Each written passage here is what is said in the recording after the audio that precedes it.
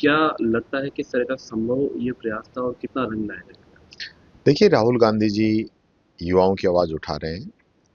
देश का युवा आज जिस प्रकार से असमंजस की स्थिति के अंदर है, लगातार पेपर लीक हो रहे हैं, परीक्षाएं रद्द हो रही हैं, सरकार जिम्मेदारी नहीं समझ रही है, किसी की जिम्मेदारी फिक्स भी नहीं कर रही है। शिक्षा मंत्री का इस्तीफा नहीं हो रहा है। एनटीए के अंदर जिस प्रकार से जिन लोगों की नियुक्ति हुई, उन लोगों ने भ्रष्टाचार किया, उन लोगों ने पेपर लीक किया, उसकी तह तक नहीं जा रही है। सीबीआई को जांच दी है। ये वही सीबीआई है जो केंद्र सरकार के इशारे पे चलती है, जहां मर्जी जिन पे केस करती है, जहां मर्जी जिनको बरी भी कर देती है, जो बीजेपी की वॉशिंग मशीन से निकाल देती है। तो ऐसे में सिर्फ और सिर्फ युवाओं को गुमराह करने का काम ये लोग कर रहे हैं। आज 12 साल से मोदी जी सत्ता के अंदर हैं। 2 करोड़ युवाओं को रोजगार देने का वादा किया था, लेकिन पिछले 45 वर्षों में सबसे अधिक बेरोजगारी आज है। इसका जवाब सरकार को देना चाहिए। जवाब नहीं दे रहे हैं, उल्टा राहुल गांधी जी इस युवाओं की आवाज उठा रहे हैं, उस पे लोग ऐतराज कर रहे हैं।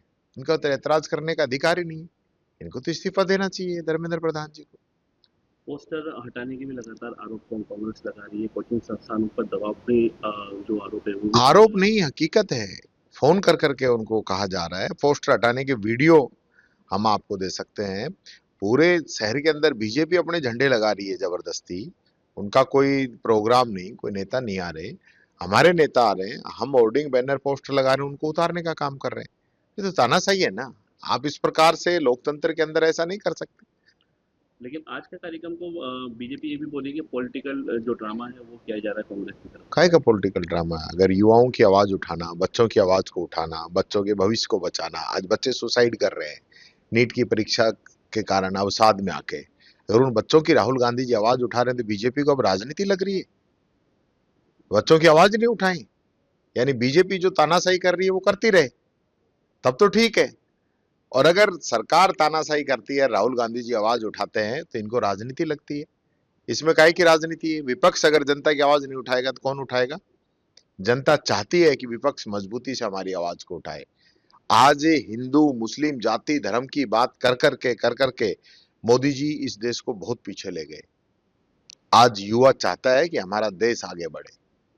हम जाति और धर्म के अलावा आज आने वाली पीढ़ी का विकास कैसे हो, उनको रोजगार कैसे मिले, वो प्यार प्रेम भाईचारे से कैसे रहे, ये सोच है युवा पीढ़ी की। पेपर लीक माफिया है, उसके अंदर बीजेपी के नेताओं का नाम आ रहा है। बीजेपी के नेताओं की सही इसके अंदर प्रमाणित हो रही है। राजस्थान के अंदर तो 9 दिन तक मुकदमा ही दर्ज नहीं किया पेपर लीक पे। तो जो लोग बड़े बड़े भाषण देते थे पेपर लीक पे, तो आज वो चुप क्यों है? उनको कार्रवाई करनी चाहिए। 9 दिन तक मुकदमा दर्ज क्यों नहीं हुआ? मुख्यमंत्री जी एक शब्द नहीं बोल रहे, चुप हो गए हैं। पहले तो रोजाना बोलते थे।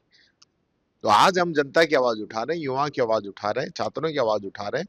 राहुल गांधी जी कोटा ही नहीं अपितु पूरे देश के अंदर जाएंगे और युवाओं की आवाज को उठाने का काम करेंगे।